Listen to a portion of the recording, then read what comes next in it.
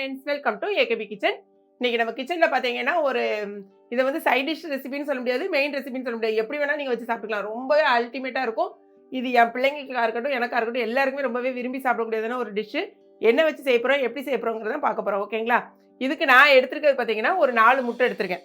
இது நீங்க 6 முட்டை வேணாலும் எடுத்துக்கலாம். உங்களுக்கு அளவு வந்து உங்களை பொறுத்தது தான். இப்போ நான் 4 முட்டையும் நல்லா அவிச்சு எடுத்து வச்சிருக்கேன். இந்த அவிச்ச முட்டையை இருக்கட்டும், இதுக்கப்புறமா கடைசியில் இதை வந்து எப்படி வெட்டணும் என்னங்கிறதெல்லாம் சொல்லித்தரேன். இதை நம்ம வந்து ஃபர்ஸ்ட்ல என்னென்ன பண்ணலான்னு பார்த்துக்கலாம். எந்த பாத்திரத்தில் செய்ய போகிறோமோ அந்த பாத்திரத்தை அடுப்பில் வச்சுக்கோங்க. ஸ்டவ் ஆன் பண்ணியாச்சு. கொஞ்சம் பாத்திரம் சூடான உடனே நீங்கள் வந்து ஆயில் ஊற்றிக்கணும். இப்போ இதுக்கு வந்து ஒரு 2லேருந்து 3 ஸ்பூன் ஆயில் ஊற்றிக்கோங்க. ஓகே, இந்த அளவுக்கு ஆயில் ஊற்றிக்கோங்க. இது 2 ஸ்பூன் இருக்கும், இல்லைன்னா 2லேருந்து மேக்ஸிமம் 3 ஸ்பூனுக்குள்ளே இருக்கும். ஆயில் சூடான உடனே நீங்கள் இதுக்கு பட்டை கிராம்பு எதுவும் போட வேண்டியதில்லை. கொஞ்சமாக சோம்பு சேர்த்துக்கலாம். நம்ம கொஞ்சம் சூடாகட்டும், எண்ணெய் சூடாகட்டும். அதுக்கு முன்னாலே நான் இன்னைக்கு கிடைக்கும் பார்த்தீங்கன்னா இந்த சாரீ தான் நமக்கு கிளாட் ஃபேஷனில் சேல்ஸ்க்கு வந்திருக்கு. சாரியை பார்த்தீங்கன்னா இப்போ ரொம்ப ட்ரெண்டிங்கில் போகுது. பார்த்தீங்கன்னா இந்த கருவேப்பிலை சாரின்னு சொல்லிட்டு அந்த சாரீ தான் இது. இதில் பார்த்தீங்கன்னா நிறைய கலர்ஸ் இருக்குது.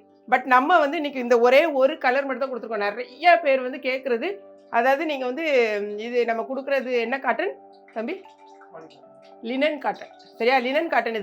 இந்த லினனில் வந்து அதுவும் நீங்கள் நிறைய பேர் கேட்டது வயலட் கலரே கேட்குங்க. ஸோ உங்களுக்காக நீங்கள் வயலட் கலர் எக்கச்சக்கமாக நம்ம கொண்டு வந்திருக்கோம்.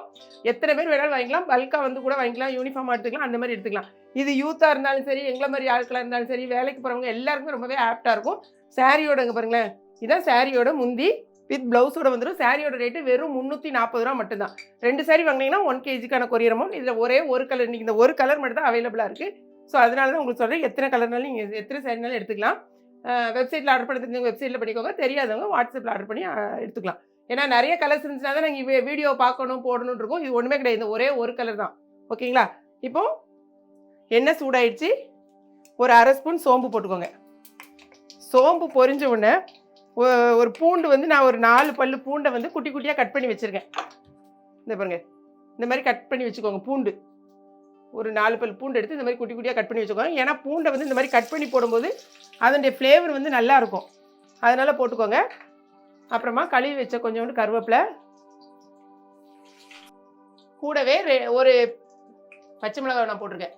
இது எல்லாமே ஃப்ளேவர் வந்து ரொம்பவே சூப்பராக இருக்கும், அதுக்காக முதலே போட்டுக்கோங்க. இது லைட்டாக வதங்கின உடனே ஒரு பெரிய வெங்காயத்தை வந்து நான் கட் பண்ணியிருக்கேன். நீங்கள் சின்ன வெங்காயமாக இருந்தால் 2 கட் பண்ணிக்கோங்க. இது வந்து கிரேவி உங்களுக்கு எவ்வளோ தேவையோ அதுக்கு தகுந்த மாதிரி நீங்கள் 2 வெங்காயம் வேணாலும் போட்டுக்கலாம். நான் நல்லா பெரிய சைஸில் இருந்துச்சு, அந்த பெரிய சைஸ் வெங்காயத்தில் ஒரு வெங்காயத்தை குட்டி குட்டியாக கட் பண்ணி போட்டுருக்கேன். அதையும் வதக்கிக்கோங்க. வெங்காயம் பாருங்கள் இந்த மாதிரி லைட்டாக வதங்கின உடனே ஒரே ஒரு தக்காளி போட்டால் போதும். இதுக்கு தக்காளி பழம் கொஞ்சம் சேர்த்திங்கன்னா உங்களுக்கு ஒரு புளிப்பு சுவையோடு இருக்கும். தக்காளி இஷ்டம் இல்லைன்னா கூட நீங்கள் ஸ்கிப் பண்ணிக்கலாம். ஆனால் ஒரே ஒரு சின்ன தக்காளியை நான் எடுத்துருக்கேன். அந்த தக்காளியும் இது கூட ஆட் பண்ணிக்கோங்க. போட்டு ரெண்டையும் வதக்கும் போது கொஞ்சமாக உப்பு போட்டுக்கோங்க. எப்போவுமே வெங்காயம் தக்காளி போட்டாச்சுனாலே கொஞ்சமாக உப்பு போட்டுக்கணும். அப்போ டக்குன்னு வந்து நமக்கு வதங்கி வரும். பார்த்தீங்கன்னா வெங்காயம் தக்காளியும் பாருங்களேன், தக்காளி கொஞ்சம் இந்த அளவுக்கு நல்லா வதங்கிடட்டும். வதங்கினதுக்கப்புறமா நம்ம வந்து எல்லா ஒவ்வொரு இன்க்ரீடியன்ஸும் நம்ம சேர்க்க போகிறோம். இதில் ஸ்பூன் இல்லை பாரு, தள்ளி. இஞ்சி பூண்டு பேஸ்ட்டு நம்ம கொஞ்சம் சேர்க்க போகிறோம். இதில் வந்து ஒரு 1/2 ஸ்பூன், கொஞ்சம் போட்டால் போதும், ரொம்ப போட வேண்டாம். 1/2 ஸ்பூன் வந்து இஞ்சி பூண்டு பேஸ்ட் போட்டுக்கோங்க. இஞ்சி பூண்டு பேஸ்ட் வதங்கட்டும். கூடவே கொஞ்சமாக மஞ்சத்தூள். காரம் மட்டும் எப்பவும் உங்களுக்கு தேவையான அளவுக்கு நீங்கள் போட்டுக்கோங்க. இதில் வந்து நம்ம கடைசியாக மிளகுத்தூளும் நம்ம சேர்க்க போகிறோம். பச்சை மிளகாவும் நம்ம போட்டிருக்கோம். ஓகேங்களா? எல்லாத்தையும் நீங்கள் பார்த்துக்கோங்க. நான் வந்து ஒரு 3/4 ஸ்பூன் போட்டிருக்கேன். அதே மாதிரி நீங்கள் வந்து தனி மிளகாய்த்தூள் சேர்த்துருக்கிறதுனால சாரி தனியாத்தூள் அதுவும் ஒரு 1/2 ஸ்பூன் சேர்த்துக்கோங்க. கரம் மசாலா வந்து ஒரு 1/2 ஸ்பூன் சேர்த்துக்கோங்க. இதில் கரம் மசாலாவுக்கு பதிலாக கறி மசாலா எது வேணாலும் நீங்கள் ஆட் பண்ணிக்கலாம். இப்போ இது எல்லாத்தையுமே நல்லா போட்டு ஒரு கிளறிட்டு ஒரு 1/2 கப் தண்ணி ஊற்றி கொஞ்சம் வேக விடணும். அப்போ தான் அதில் உள்ள பச்சை வாசனைலாம் நமக்கு போகும். ஸோ இந்த கிரேவியை வந்து ஒரு 5 மினிட்ஸ் அப்படி வேகட்டும். இப்போ நமக்கு உப்பு காணாமல் தான் இருக்கும். நம்ம கொஞ்சம் தானே உப்பு போட்டிருந்தோம். நாங்கள் இதுக்கு தேவையான அளவுக்கு இப்போ நம்ம உப்பு போட்டாச்சு. ஒரு 5 நிமிஷம் அப்படி நம்ம கிளறி விட்டு அப்பப்போ வந்து கிளறி விட்டுக்கோங்க. 5 நிமிஷம் கழித்து பார்க்கலாம்.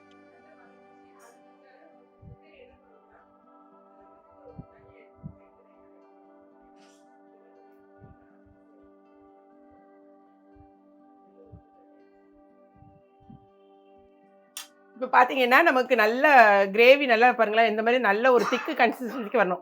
செம்ம சூப்பராக வந்துட்டு இந்த முட்டையை வந்து வெள்ளைக்கருவை தனியாக எடுத்துட்டு எல்லோ வந்து தனியாக எடுத்துக்கோங்க.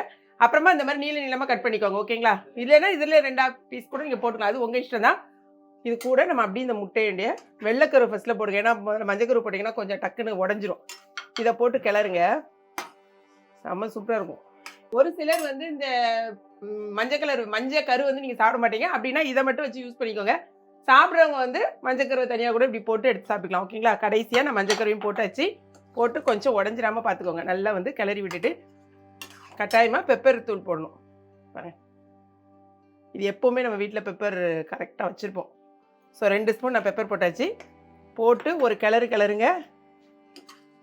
சூப்பர் வாசனையோட கமகமன்னு இருக்கு பாருங்க. கடைசியாக மல்லித்தூள், மல்லி இலை தூள் கிடையாது, மல்லி இலை போட்டு 2 நிமிஷம் அப்படியே கிளறி விட்டுட்டு மெதுவாக பார்த்து கிளறுங்க. கிளறும் போது எல்லாம் உடஞ்சி போயிடாமல். இதை வந்து நீங்கள் சாம்பார் சாதம், ரசம் சாதம், அப்புறம் என்ன சொல்லலாம், தயிர் சாதம் எல்லாத்துக்குமே ரொம்ப சைடிஷ் நல்லாயிருக்கும். அதே மாதிரி வந்து உங்களுக்கு வெஜ் பிரியாணி அந்த மாதிரிலாம் செஞ்சீங்க, புலாவ் அந்த மாதிரி செஞ்சிங்கன்னா கூட உங்களுக்கு சூப்பராக இருக்கும். வெறுமனையாக ரைஸ் கூட வச்சு நீங்கள் சாப்பிட்டீங்கனாலும் நல்லாயிருக்கும். ஏன்னா நமக்கு வந்து பாருங்களேன், சைடில் நிறைய தொக்கு வந்து நல்லாவே இருக்கும். இந்த தொக்கு கூட போட்டு நீங்கள் சாப்பிட்டாலே நல்லாயிருக்கும். நான் இன்றைக்கி கொஞ்சோண்டு ரைஸ் வச்சு அதுக்கு தான் தொக்கு வச்சு தான் சாப்பிட போகிறேன். பிள்ளைங்களுக்கு சப்பாத்திக்கு கேட்டாங்க. ஸோ அவங்க அந்த சப்பாத்தி சாப்பிட போகிறாங்க. ஓகேங்களா? இப்போ பாருங்க, கொஞ்சமாக சாதத்துக்கே நம்ம போட்டு பசங்க சாப்பிடலாம் பாருங்க. இப்படி மணக்க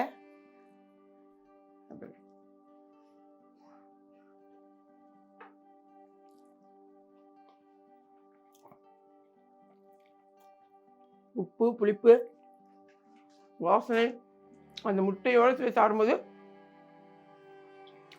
வேறு லெவலில் இருக்கு.